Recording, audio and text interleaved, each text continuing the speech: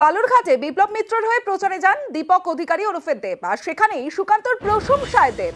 কুশমন্ডির সভায় সুকান্তর প্রশংসা দেবের তৃণমূল প্রার্থী বিপ্লব মিত্রের হয়ে প্রচার দেবের, আর সেই সভায় সুকান্ত মজুমদারের প্রশংসা। আর অন্যদিকে নিজের প্রচারে দেবের রেকর্ডিং শোনান সুকান্ত মজুমদার।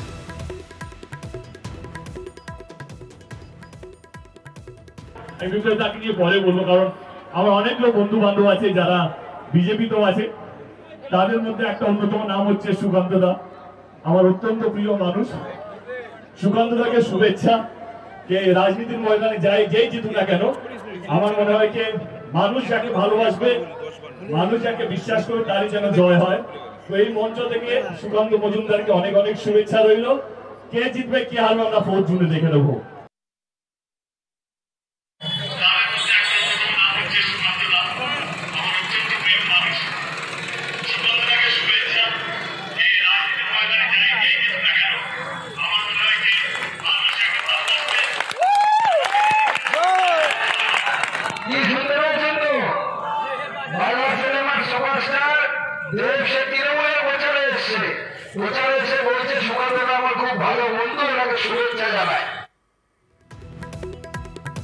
কুশমন্ডি সভায় সুকান্তর প্রশংসা করেছেন দেব, অন্যদিকে সেই রেকর্ড শুনিয়েছেন সুকান্ত মজুমদার। সরাসরি চলে যাব, আমার সঙ্গে আমার প্রতিনিধি অনুপ সান্যাল রয়েছে, অনুপের সঙ্গে কথা বলবো।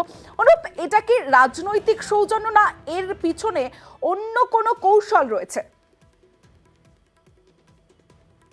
দেখো, একদমই এর পেছনে অন্য কোনো রাজনৈতিক কৌশল আছে অবশ্যই। কারণ আমরা যেটা দেখে এসেছি, দেব তিনি যেমন একজন বিশিষ্ট শিল্পী, সেই শিল্পী যখন একটি শিল্প শহর মানে বালুরঘাট নাটকের শহর বলেই কিন্তু সকলে জানে, সেই শহরে সেই জেলায় তিনি যখন প্রচারে এসেছেন, সেখানে এসে কিন্তু তার সেই শিল্পী সত্তার মধ্য দিয়ে তিনি কিন্তু সেই প্রচারে কৌশলী যে মনোভাব সেটা কিন্তু তুলে ধরলেন। কারণ সেখানে সেই সভা মঞ্চে যেখানে বিপ্লব মিত্রের হয়ে তিনি প্রচারে এসেছিলেন, সেখানে কিন্তু তিনি প্রথমেই তার প্রতিদ্বন্দ্বী যে এই জেলার প্রার্থী বিজেপির রাজ্য সভাপতি তথা বালুরঘাট লোকসভা কেন্দ্রের বিজেপি প্রার্থী, তিনি কিন্তু সেই বিজেপি প্রার্থীর হয়েই তাকে কিন্তু শুভেচ্ছা জানালেন এবং তার সঙ্গে তার যে ঘনিষ্ঠতা সেই কথাই কিন্তু তিনি প্রথমে প্রকাশ করলেন।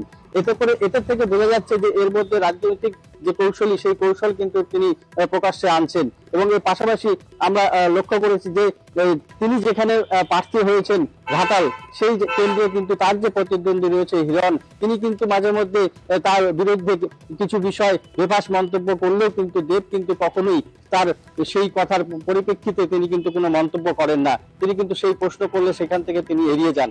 তার এই যে স্বভাবভঙ্গি, সেই তার এই যে কৌশলী মনোভাব, সেই বিষয়টাই কিন্তু তিনি আজ কুশমন্ডির সভা মঞ্চে তিনি কিন্তু তুলে ধরেছিলেন।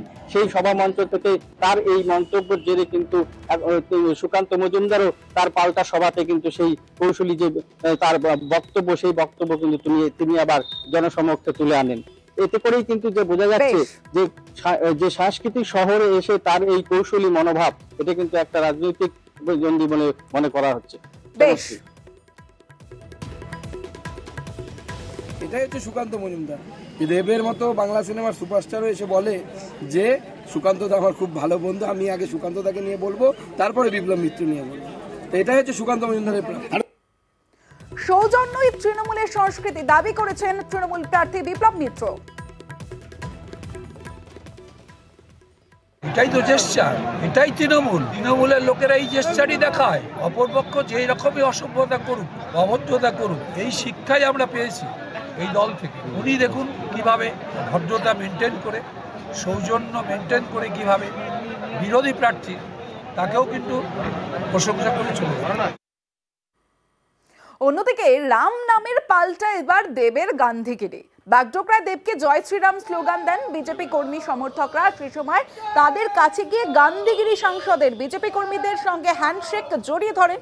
বিজেপি কর্মীদের জড়িয়ে ধরে গান্ধীগিরি দেবের।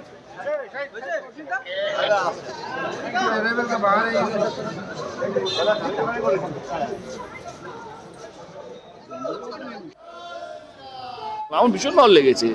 একটা লোক যে এতক্ষণ ধরে দাঁড়িয়েছিল, কিছু বলতে পারছিল না, একটি সুযোগ পেলো জয় শ্রীরাম বলার, এবং সে আমাকে শুনিয়ে আমি হাক করলাম, তারপর চুপও বসে গেল। একটা কথা বলছেন, সামনে দাঁড়িয়ে আছে, কিন্তু এটাই তো ভালোবাসা। আমার মনে হয় সব কিছু যুদ্ধ উচ্চবাচ্য কথা বলে হয় না, চিৎকার করে হয় না, কখনো একটা সিম্পল ভালোবাসা, একটা সিম্পল হাগেই হয়ে যায়। তো সেটা সবচেয়ে বড় প্রমাণ, তোমাদের সামনের প্রমাণ। জয় শ্রীরাম বলতে অসুবিধা নেই। আমার মনে হয় কি রাম ঠাকুর আমার মনে হয় কি ভারতবাসীকে ধর্ম শেখাতে আসবেন না। কর্মীরা একটু দেবকে দেখলে একটু স্লোগান হবে না, তাহলে কি মানে? জান দেব জানে কিভাবে পুরো ব্যাপারটা হ্যান্ডেল করতে হয়। আমার মনে হয় সব কিছু রাগ অভিমান দিয়ে হয় না, কিছু কিছু জিনিস ভালোবাসা দিয়েই হয়ে যায়, এবং যেটা দেখতেও পেলে।